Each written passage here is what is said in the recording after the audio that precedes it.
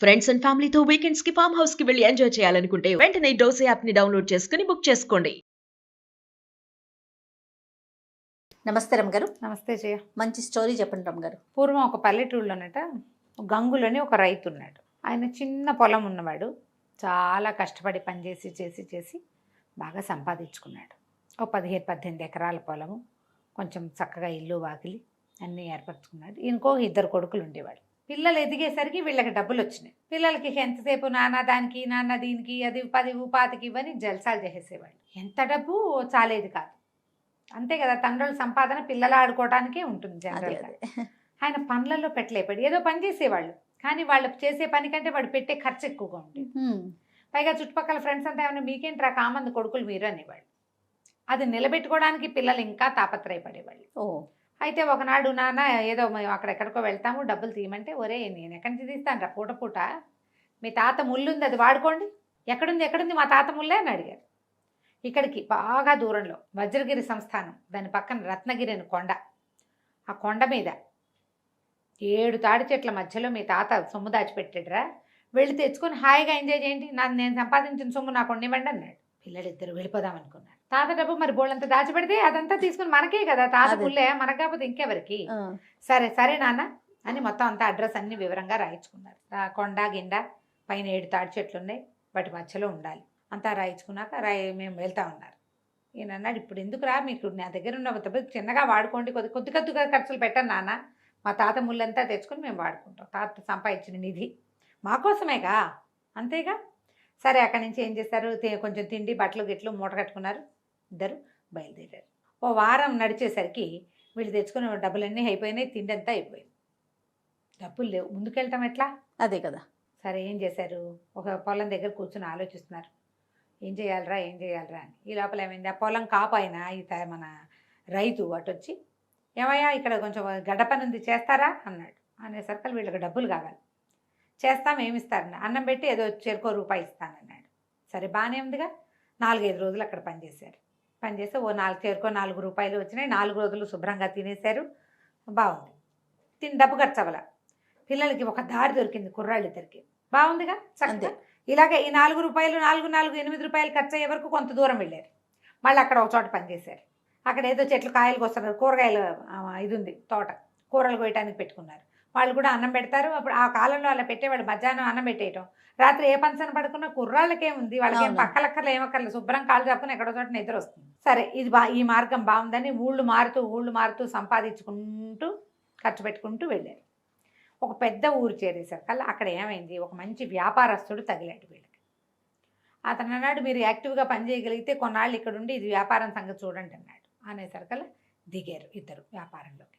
దిగి సరే అక్కడి నుంచి చెక్క పనులు అవి ఇవి చేయించారు. చేయించాక పెద్ద అమౌంట్ కూడితే పెద్ద అమౌంట్ కూడినప్పుడు వీళ్ళు ఏం చేయాలి, వజ్రగిరి దాకా వెళ్ళాలి. ఇంకా కనీసం ఒక 300-400 ఆమడల దూరం ఉంది. అది వెళ్ళాలంటే వెళ్ళిపోదాం అనుకుంటే సాయంత్రానికల్లా ఏమనిపించింది, ఒరే ఇప్పుడు అక్కడికి వెళ్ళకపోతే ఏమైందిరా, ఇంత డబ్బు, ఇప్పుడు మంచి వ్యాపారం పీక్లో ఉంది, మనమే సొంతంగా బోర్డు పెట్టేసేద్దాం, ఈయన వదిలిపెట్టేసి మన డబ్బులు మనకు వచ్చేసినాయి, వ్యాపారం పెట్టుకుంటే బాగుంటుందని ఇద్దరు కలిసి వ్యాపారం పెట్టారు. 6 నెలల్లో భలే క్లిక్ అయ్యారు. అసలు ఎంత బిజీగా ఉన్నారో, చాలా బిజీ అయిపోయారు. వీళ్ళ ఇంటి నుంచి కొన్ని 100 మైళ్ళు దూరం వెళ్ళిపోయారు వాళ్ళు, ఇంకా కొన్ని 100 వెళ్ళాలి.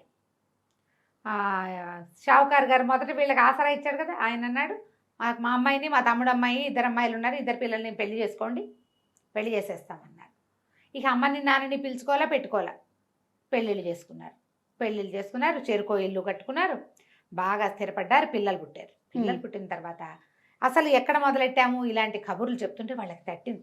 అసలు మనం బయలుదేరింది ఎందుకు, తాత ముల్లె కోసం సెటిల్ అయ్యామనుకో, ఇప్పుడు అన్నీ కుదిరిపోయినాయి మనకి, మనం లేపైనా బిజినెస్ నడుస్తుంది, పిల్లలు ఉన్నారు, పిల్లలు చూసుకుంటారు, పిల్లలు చిన్నపిల్లలే కానీ భార్యలు వ్యాపారం నడపగలరు, గుమస్తాలు ఉన్నారు, మామగారులు ఉన్నారు, ముందు కొండంత అండ. ఇప్పటికి సొంతంగా బండి వేసుకుని వెళ్ళగలిగే సత్తా వచ్చింది. ఇది వరకు ఎవడి బండి అయినా అద్దెకి తీసుకోవాలి, మనకే బోల్డ్ బళ్ళు ఉన్నాయి, గుర్రబళ్ళు. ఓ గుర్రబండి వేసుకుని వెళ్ళి ఓ వంటకు ఒక 2 మనుషులను వెంటేసుకెళ్తే శుభ్రంగా ఎక్కడేం కావాలంటే అది కొనుక్కోవచ్చు, వంట చేసేసుకోవచ్చు, జామ్మని వెళ్ళిపోవచ్చు. సరే పెళ్ళాలకేమో ఇల్లు వ్యాకిళ్ళు అప్పచెప్పి, మామగారులకి వ్యాపారాలు అప్పచెప్పి, ఈ రైతు గారి 2 కుమారులు బయలుదేరారు. వజ్రగిరి సంస్థానం, దాని పక్కనున్న రత్నగిరి కొండ. కొండెక్కారు, కొండ కింద ఉండి వంటలు చేసుకున్నారు, కొండెక్కారు, తవ్వడానికి మనుషుల్ని సమకూర్చుకున్నారు, పైకి వెళ్ళారు.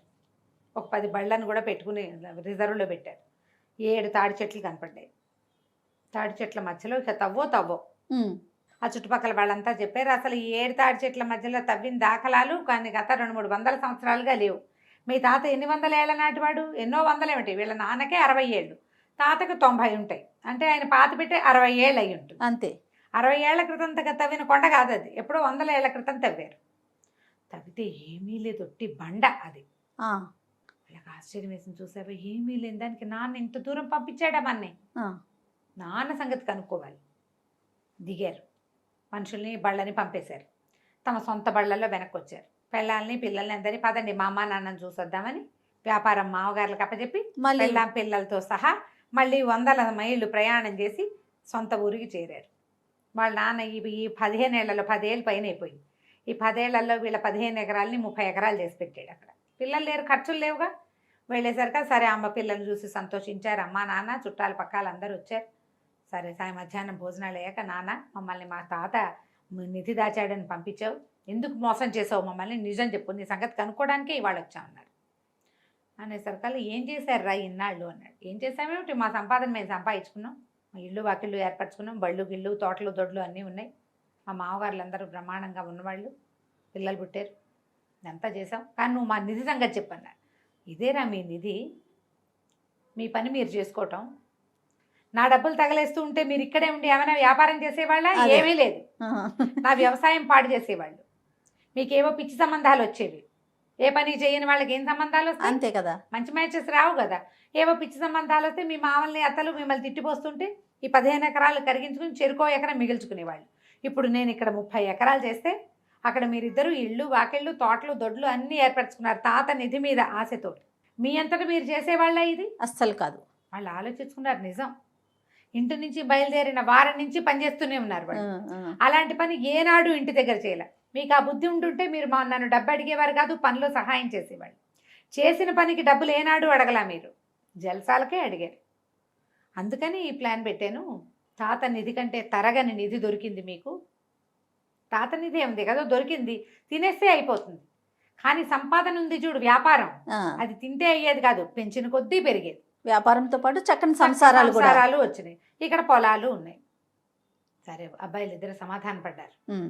ఇదే బాగుందని తమ పిల్లలకి 15-16 ఏళ్ళు రాగానే వ్యాపారాల్లో పెట్టడం ప్రాక్టీస్ చేశారు. అప్పటి నుంచి అనట వ్యాపారస్తులు 12-14 సంవత్సరాలు వచ్చిన పిల్లల్ని కొట్లల్లో కూర్చోబెట్టడం అలవాటు చేశారట. మార్వాడి షాపుల్లో నువ్వు గమనించు, చిన్న పిల్లలు కూడా తండ్రి బయటకు వెళ్తే హ్యాండిల్ చేసేస్తారు. క్రమంగా వాడు అది నేర్చుకుంటాడు. అంతే. వ్యవసాయదారులు కూడా అలాగే చేసేవాళ్ళు పిల్లల్ని పనులలోకి. మనం ఎప్పుడైతే ఆ పని మానేసామో, వంటింట్ల పనులలో కూడా పిల్లల్ని తెప్పించడం మానేసాం మనం. అవునండి. అందుకే తర్వాత తరాలకి పనులు రాకుండా పోయినాయి, వ్యాపారాలు పాడైపోయినాయి, వ్యవసాయాలు అన్యాయం అయిపోయినాయి, పనులు రావు. ఏదో కొద్దిమంది చేస్తారు, దానివల్ల ఉపయోగం లేదు.